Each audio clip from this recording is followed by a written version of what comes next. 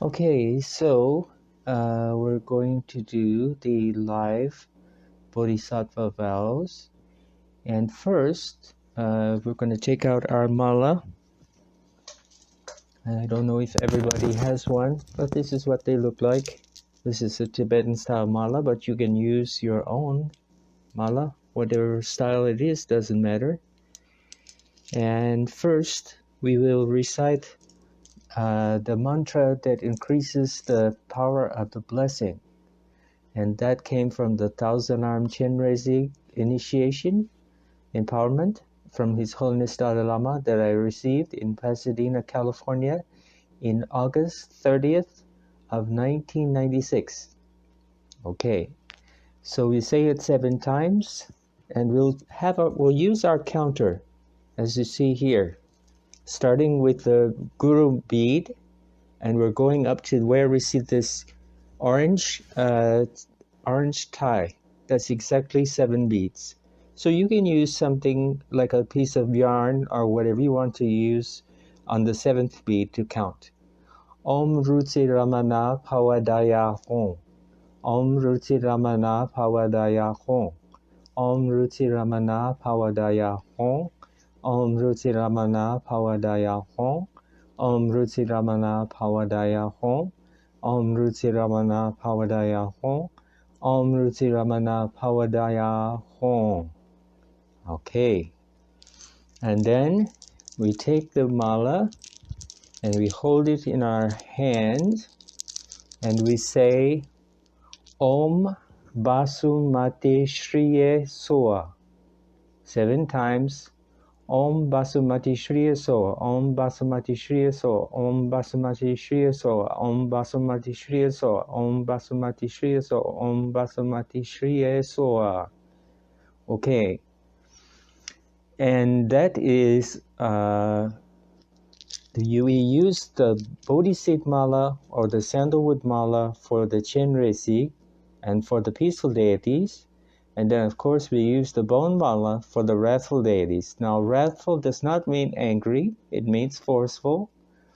And we can take an example of the mom that sees the child trying to run into the traffic and have to grab the child forcefully. So that is just forceful compassion, not anger. We shouldn't confuse that. Okay. And the last part, mantra to increase the merit by 100,000 times, and then again we'll do it 7 times. Om Sambara Sambara Bimana Saramahazaba Hom.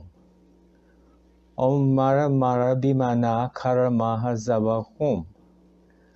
Om Sambara Sambara Bimana Saramahazaba Hom. Mara Mara Bimana Karamahazaba Hom. Om Sambara Sambara Bimana Saramahazaba Hom. Mara Mara Bimana Karamahazaba Hom.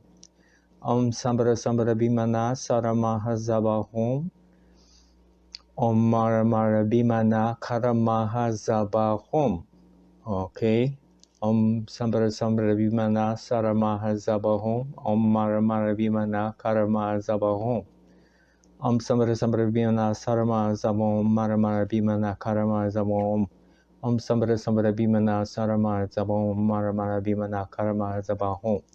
And then we take this mala, which we have cupped in our hands close to our heart, and we blow on it. And that blesses the mala. Okay, and then we can either recite, I deeply apologize because I missed yesterday, which was Amitabha Day. We can recite Om Amitewa Hri. Now that is the mantra of Amitabha, which was yesterday, and again, I'm deeply sorry. Or we can recite the Rigdzin Goedem Chenrezig Terma mantra, which is Om Mani Padme Hum Hri. Okay, that's 2 options. So first, we will take the Bodhisattva vows in the Chan or Zen tradition. Okay, and I'll read them, and then we can discuss what your feelings are, and that you understand the vow that you're taking. However innumerable sentient beings are, I vow to free them all. Creations are numberless. I vow to free them all. Delusions are inexhaustible. I vow to transform them. Reality is boundless. I vow to perceive it. The awakened way is unsurpassable.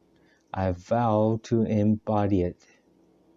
Now, what's your feeling about these vows that we've just taken?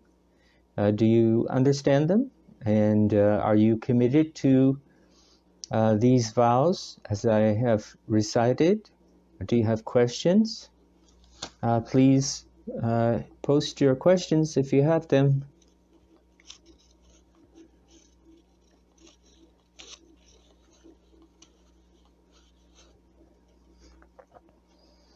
So let's start with the first one.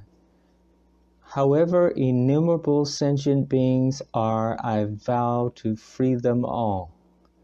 Creations are numberless. I vow to free them all. So we talked about this last time. That number of sentient beings is numberless.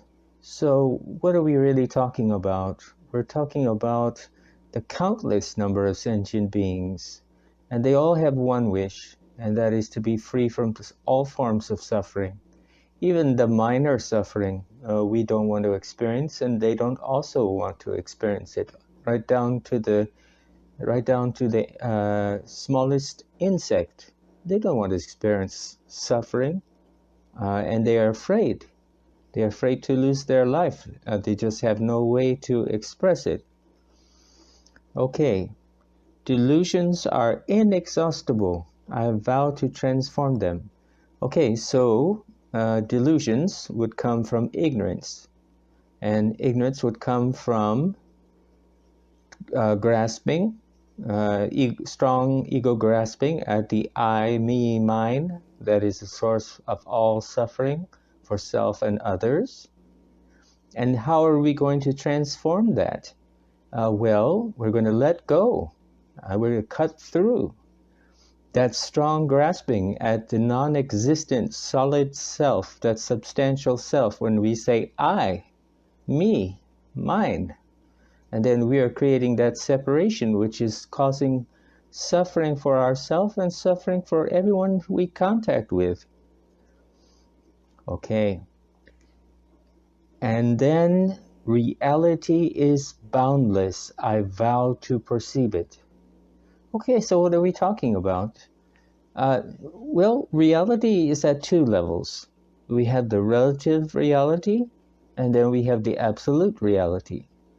So the ordinary reality that we live in is called the relative reality, and we're going to perceive that because that is at the level we're at as ordinary. If I enter the room of the temple, and I say, oh, that is my friends there, this is the Sangha members, I'm happy to see them. Okay, that's at the ordinary level. And then those who have practiced numerous years, or maybe not, they may have just a different level of perception, and doesn't make one better, one worse, one right, one wrong. Just that level is where you're at, right? You start from where you are. Then it's boundless. So reality is boundless. So let me give you an example of that. That same another person could enter that same temple or that same shrine room or a Dharma center, and they could see Buddhas and Bodhisattvas and Dakas and Dakinis